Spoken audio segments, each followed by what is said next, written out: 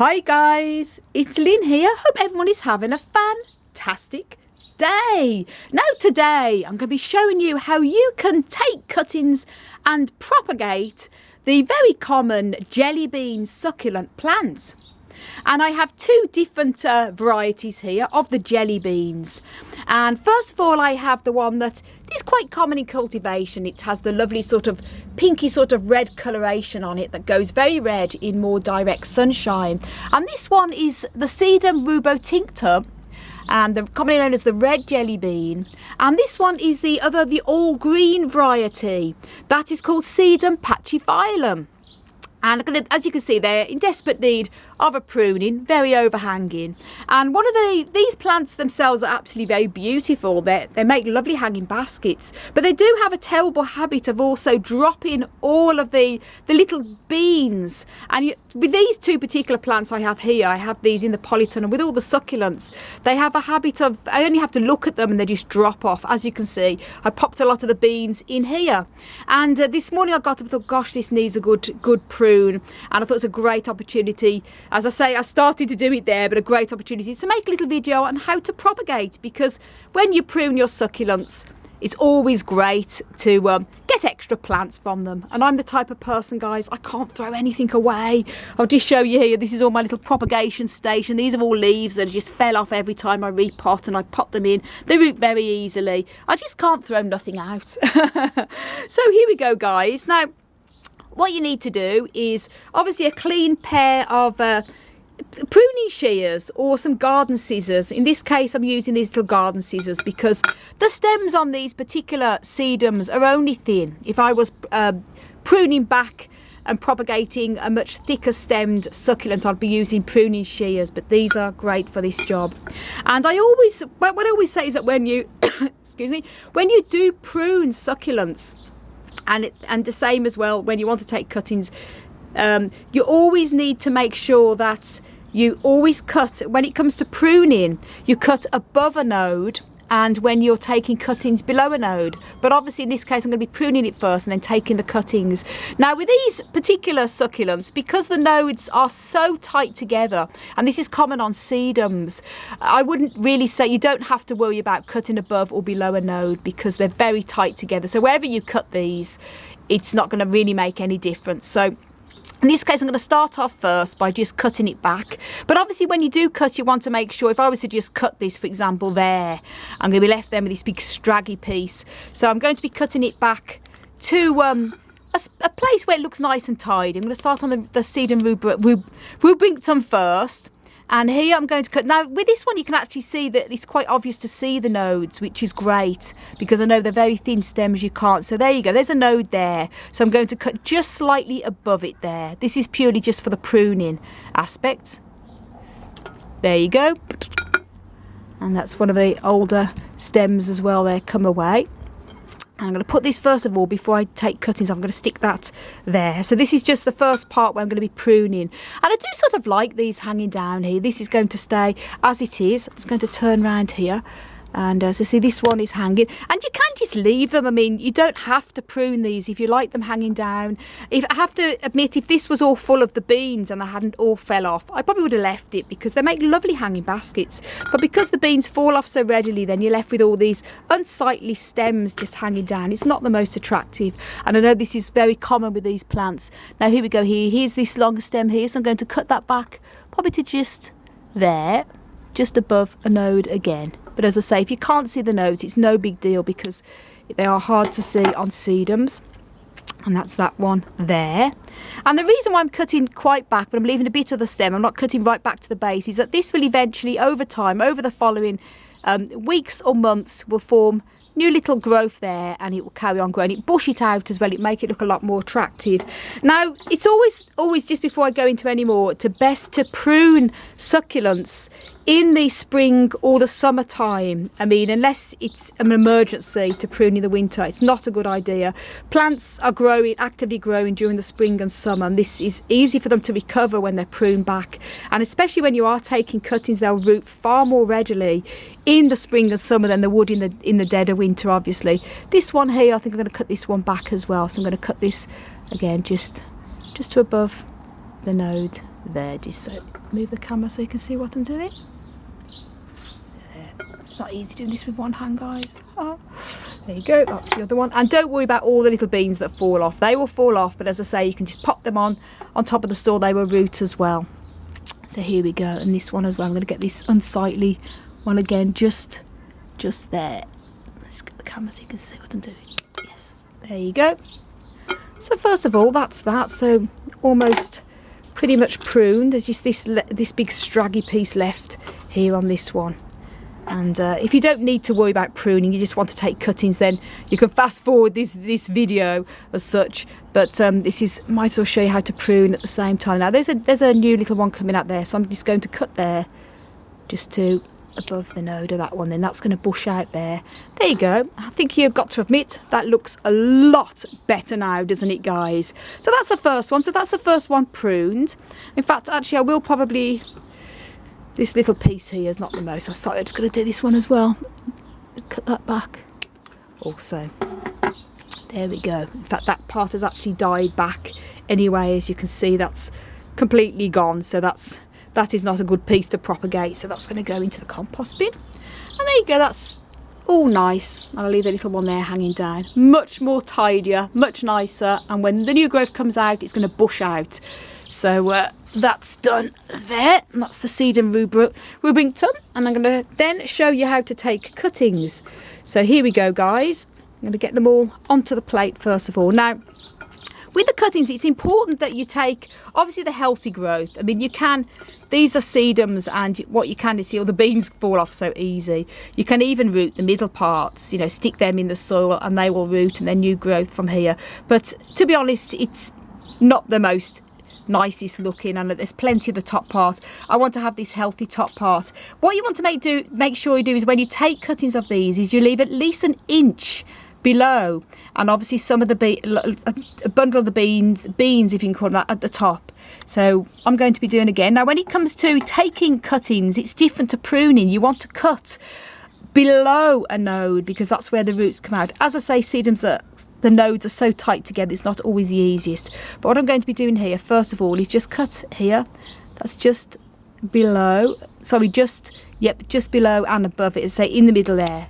So it doesn't really matter with these because the nodes are so close together. And then you want to remove some of the lower beads, and these can just be potted on, placed on top of the soil. They will root very easy. Remove the lower. The reason why I'm removing the lower beans is because, or beads, is because when this has callus, which I'm going to leave for a day, just to make sure that the bottom part has dried up. When I do place it in the soil, it means then that there's all the little nodes there are free for roots to come out of. If I was to just put it in the soil with all the beans on, then that's going to rot. So I just say you want to leave an inch of the stem. That's probably okay there. So it's going to put that. That's the first little cutting done. And same one with this one again.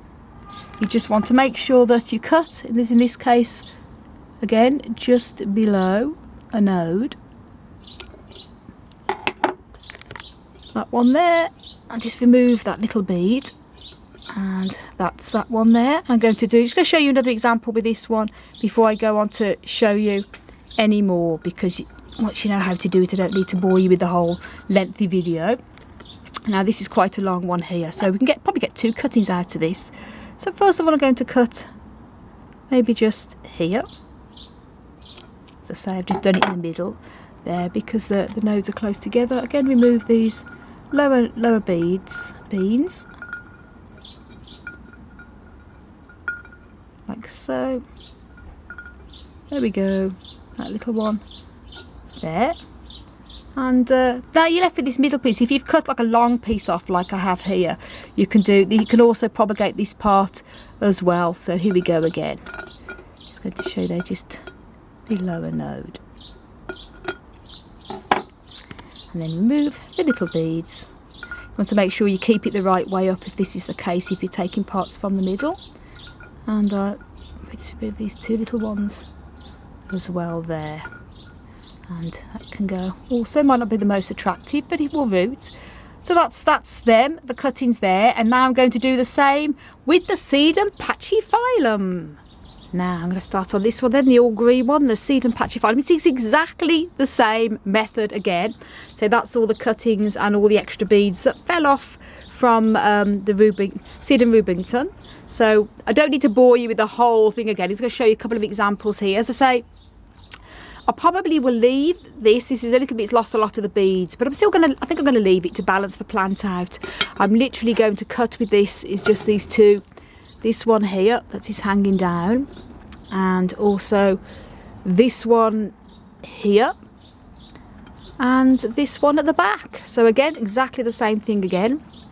This is this. I'm going to be cutting this back. That's an old one from last time, so I'm going to be cut that back probably to just above a node there. And then that is this one, and then this one here, the one that's hanging down. I'm going to probably cut that back to about there, just above a node again. There we go. And then this one also, probably will leave that one, because I need to make sure when you're cutting, obviously you want to make sure the plant is balanced out so it doesn't fall off the table. This one here is where this is coming from, so I'm going to cut that down to about there.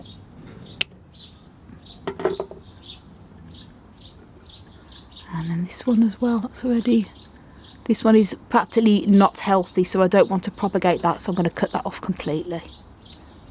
It's not a healthy stem whatsoever. And this one as well also is not healthy. As you can see, it's died back there, so that I'm going to cut right back down there. Good opportunity. The same with this one as well, is not healthy, so I'm going to cut that back. There we go. You don't want to propagate unhealthy stems. You might be able to propagate the beads, the beans.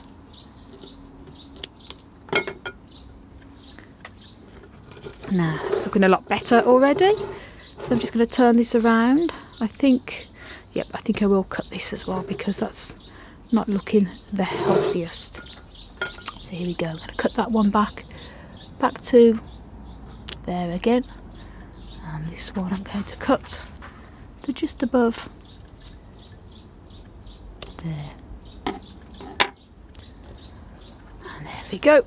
We have quite a few cuttings here that we can easily propagate. So again, exactly the same thing again. I'm just going to take these off the table so not to get them confused with the other ones. These are all the other the red one. And then here, so you don't need all this long stem, that can just be composted, but you can also propagate the stem part if you wanted to, if you really wanted a lot more plants. Now there's actually little roots coming from here. Sometimes these sedums, they often do send out little roots already, but in this case I'm still going to go, because it's curving round, it's just easier just for me to go like this, just below the node there. So that's the first one done. Again, you want to remove the little beads, but keep them beads, because I can pop them when I go to propagate this. Then I'm going to show you what to do about rooting them, is to just literally just place them on top of the soil. So that's the first one. So I'm going to do exactly the same. Again, you want to make sure you leave at least an inch of bare stem for the propagation when you put it into the soil. So that's the first one. I'm going to show you, as I showed you how to do it before, what it looks like when it's all done. There you go, guys, that's them, all the cuttings taken there. And what I'm going to be doing now is leaving these to fully dry and callus for at least 24 hours. And the reason why I do that is if I was to just put this straight into soil, there is a chance that it could rot before the roots form. Now, a lot of these can also, some people say, look, you can just put them straight into soil. Some people even root them in water. But it really does depend on your climate, because I'm here in Northern Ireland, we have a lot of high humidity. And if I was to put this straight into soil, there's a chance they could rot. So this is just a tip I'm going to share with you now. I like to leave these to callus over for at least 24 hours. And the same even with the little beans. If I was to pop these on the soil now, there's a chance that it could rot. But the beads are a lot more sort of hardier than the actual cuttings are. But I'm going to let these callus for 24 hours, and then I'm going to show you how to plant them up to get them to root. There you go, guys. I've left it about 24 hours now, the next day. So all the little parts that I've cut have completely dried at the end, so it's safe now to put into the soil. And what I'm using here, I've got a little seed tray that I filled up with cactus and succulent soil mix. I like to make my own up. Sometimes with succulents I use a little bit more soil than I would with some of the desert cacti. As in this case, I've got using a loam-based soil, which I use John Innes No. 2, mixed with extra grit and a bit of perlite in there and a bit of horticultural sand, just so it's very good drainage. This is only just obviously to set them up rooting. Once they've sort of taken root, I can pick them all up and put them into their own little individual pots. So as I say, now all you have to do here is, always good as I mentioned earlier, to leave at least an inch of bare stem there, and then just all you have to do is just put them in, insert them here, and I've labelled that they're Sedum rubrotinctum and Sedum pachyphyllum. Just gently press it in onto the surface there, and another one on here. Let's say any of the beads that fall, the little beans, the beads that fall off, no problem at all, just leave them there. They would just root like anything. They do root so well. And so there, so you just want to insert it in about that inch into the soil, as the roots are going to come out of all of the little nodes on there. And I'm going to do that then with all of these and then show you what it looks like when it's done. There you go, that's them all placed into the soil about an inch deep. And what I'm going to be doing now with these little beans, as I keep calling them, just literally all you have to do is just place them onto the soil. You don't even have to press them down. And once I've got all these in, then I'm going to then just very lightly mist the very surface of the soil, because I wouldn't go ahead and water it as normal, because these have not got the cuttings have not got any roots yet, and the little beans will not, they will just rot if they're kept in soggy soil. But I'm just going to literally sprinkle them around, even in between the other cuttings on here. And then by keeping the top of the surface of the soil very, very lightly moist, letting it dry in between, it's getting a bit of a spray. I'm using a water spray. I'm going to show you in a minute how I do this. This will just help to stop the cuttings from drying out too quickly before they form roots or form new little plantlets, and also help to encourage a little bit of rooting as well. Now that's them all done. I'm going to do exactly the same here with the Sedum pachyphyllum. Again, an inch down and press it in very gently into there. And the same with this. You want to leave a bit of space in between each one so they're not going to grow on top of each other. And show you what it's like when it's all done.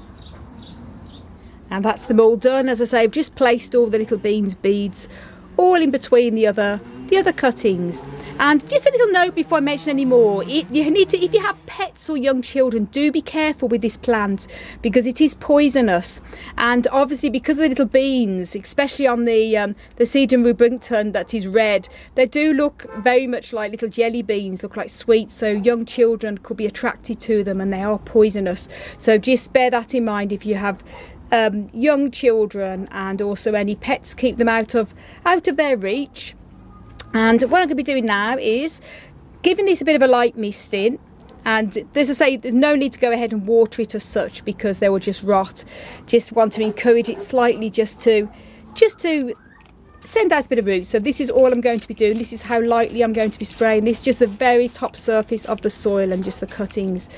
And then I'm going to be putting this now into a bright spot that receives plenty of light but away from direct sunshine. Because if I was to put this now in direct sunshine or in a sunny window, they will just probably shrivel up before they have a chance to root. So bear that in mind. Keep it in a shady spot, but enough light so you get bright indirect light, but a little bit more shade than obviously a sunny window. And it could take anything from 3 weeks to 2 months or even longer for these to actually form roots. So patience is the key. You'll know when they've took root, because you'll see new growth coming from the top of the cuttings, and with the little beads, you will start to see little tiny plantlets forming at the base, and as they grow, the little plant takes over, and then the little leaf then dies back. So there's going to be lots of plants here in the future. So I hope you enjoyed that little tutorial video, guys, and you know how to prune and propagate your jelly bean plants should you want to give them a cut back or you want to know how to propagate them. And thank you so much for watching and all your support. And if you want to know a little bit more on how to grow cacti and succulents, then please do check out my website, desertplantsofavalon.com. I want to send you loads of love, heaps of happiness, and tons of plant power from across the Emerald Isle. And until my next video, bye.